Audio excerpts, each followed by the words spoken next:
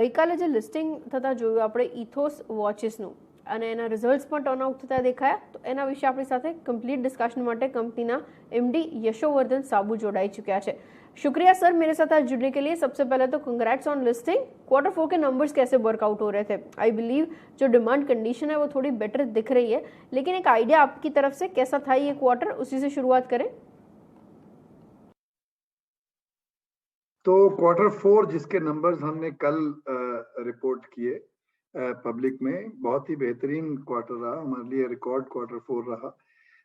Sales जो थी, revenue करीब 29% ग्रोथ हुई, एबिटा में 46% प्री इंड एस और पीबीटी में 55% ग्रोथ रही।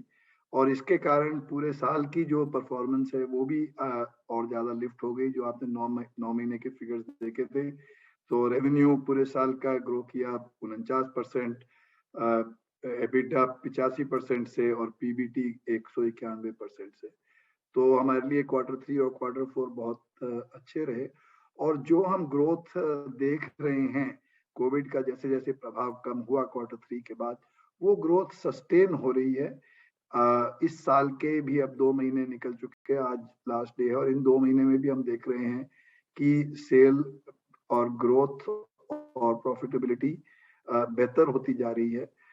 पहले ये एक अनुमान था Q3 Q4 में कि शायद ट्रैवल बंद है, लोग बाहर नहीं जा पा रहे, शॉपिंग नहीं कर पा रहे हैं, इसलिए लग्जरी प्रोडक्ट की, घड़ियों की डिमांड थोड़ी बॉयंट है। लेकिन पिछले 2-3-4 महीने में पूरा ट्रैवल खुल गया है, सब हिंदुस्तान पूरा घूम रहा है दुनिया भर में। इसके बावजूद इन्फ्लेशन जो थोड़ा लग रहा था कि इन्फ्लेशन ग्रो करेगा, हमें अभी कोई ऐसा स्लो डाउन का नजर नहीं आ रहा, और डिमांड और प्रॉफिटेबिलिटी दोनों काफी स्ट्रांग नजर आ रही है। Agreed sir. अच्छा, क्योंकि आप Q3 को लेकर भी कमेंट कर रहे थे, आई बिलीव Q3 आपका सबसे स्ट्रांग भी होता है, लेकिन Q3 टू Q4 हम लोग थोड़ा बहुत डिक्लाइन देख रहे हैं। ईयर ऑन ईयर बेसिस पे एक अच्छा ग्रोथ है, आई अग्री, लेकिन किस तरीके से, क्योंकि FY23 की शुरुआत भी हम लोग कर रहे हैं, आपको यहाँ से आउटलुक दिख रहा है? एक आइडिया अगर आप मुझे दे पाए। देखिए, रिटेल में आमतौर पे और खासकर लग्जरी रिटेल में Q3 हमेशा बेस्ट क्वार्टर रहता है। हम समझते हैं Q3 की सेल जो होती है करीब 30 से 35% होती है पूरे साल की। तो Q3 में क्योंकि फेस्टिव पीरियड होता है, शादी का पीरियड होता है, गिफ्टिंग पीरियड होता है, तो Q3 हमेशा सब और सभी क्वार्टर से बेहतर होता है। Q1 सबसे कमजोर होता है, Q2 और 4 तकरीबन बराबर रहते हैं। ये सीजनैलिटी है हमारे बिजनेस की। तो आपको Q4 को एक्चुअली कंपेयर करना चाहिए पिछले साल के Q4 से। इस साल का Q4 में भी आपको जो थर्ड वेव कोविड था उसके कारण कुछ मॉल्स बंद रहे, कुछ 2 हफ्ते, कुछ 3 हफ्ते, उसका भी प्रभाव पड़ा। लेकिन उसके बावजूद हमारी ग्रोथ पिछले साल के Q4 के कंपैरिजन में, जैसा मैंने बताया, रेवेन्यू में करीब 29% और पीबीटी में करीब 55% की ग्रोथ रही।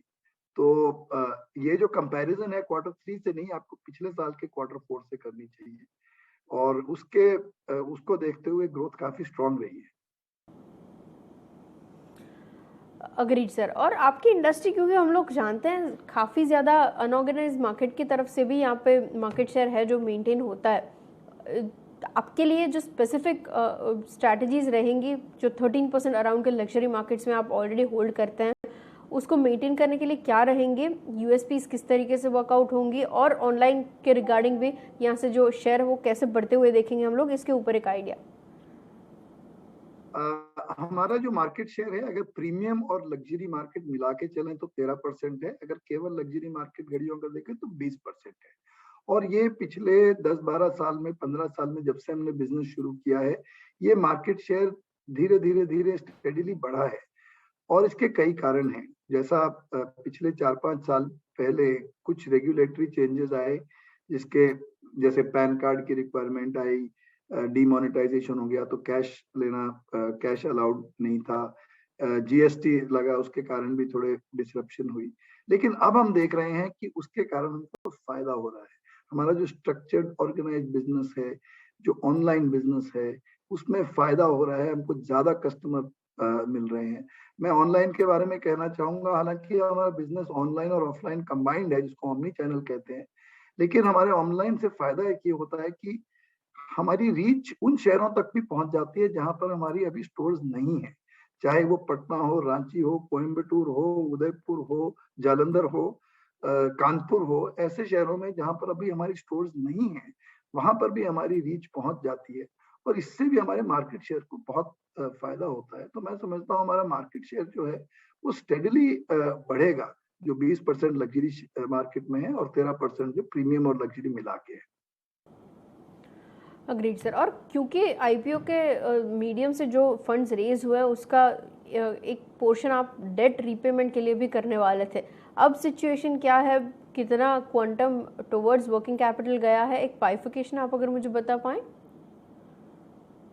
अभी तो इश्यू जस्ट कल क्लोज हुआ है, तो जैसे कंपनी में पैसा आएगा तो डेट रिपेमेंट का जो प्लान है वो पूरा चालू होगा और जो वर्किंग कैपिटल हमारी ग्रोथ के लिए है, चाहे नए स्टोर्स चाहे वर्किंग कैपिटल, नए स्टोर में तो लगेगा ही, लेकिन जो हमारे मौजूद स्टोर हैं उनमें भी हम नए ब्रांड ऐड करने जा रहे हैं।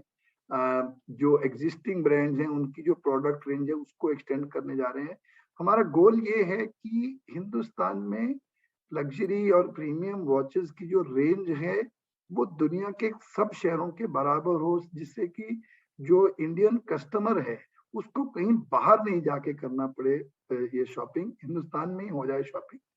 और जैसे प्राइसेस हैं, घड़ियों के दाम जो हैं इंडिया में, हमारे जो दाम हैं वो पूरे वर्ल्ड से कम्पिटिटिव हैं, बराबर हैं और पूरी रेंज भी अब हम पूरी एकदम वर्ल्ड से कंपैरिजन में करने जा रहे हैं, जिसके कारण मुझे लगता है काफी फायदा होगा और इसमें हमारे जो फंड्स हैं वो उसमें यूटिलाइज होंगे।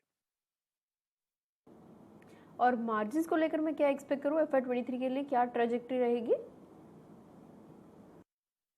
हमारी मार्जिन जो हैं मैं समझता हूँ कि ग्रो करी हैं। अगर आप पिछले 3-4 साल को एनालाइज करें और कोविड का जो प्रभाव था, कोविड से जो प्रभावित क्वार्टर थे उनको अगर निकाल दें तो हमारी मार्जिन स्टेडीली इंक्रीज करी है और आगे जाके भी मुझे लग रहा है कि हमारी मार्जिन इम्प्रूवमेंट चलता रहेगा।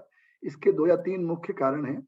एक तो सबसे पहला तो जैसे हमारी रेवेन्यू ग्रोथ अब एक्सेलरेट कर रही है तो ऑपरेटिंग लीवरेज और ज्यादा किक इन कर रही है, तो उससे मार्जिन इंप्रूव होगा।